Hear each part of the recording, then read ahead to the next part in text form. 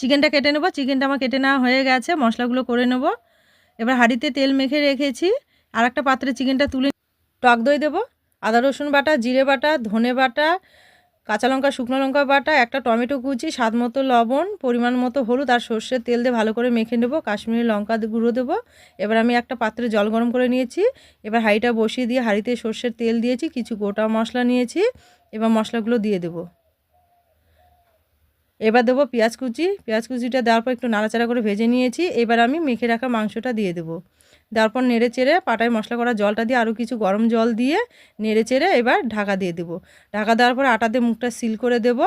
কিছুক্ষণ ভালো করে সেদ্ধ করে নেব, আর ঘুরিয়ে ঘুরিয়ে এভাবে দেখে নেব। ঝোলটা আমার অনেকটাই কমে গেছে, হয়ে গেছে, নামিয়ে নিয়েছি, কিছুক্ষণ রেস্টে রাখবো। এবার মুখটা খুলে নেব। এই যে দেখুন কত সুন্দর হয়েছে, দেখুন। তাহলে আমার রেসিপিটা এখানে শেষ করলাম।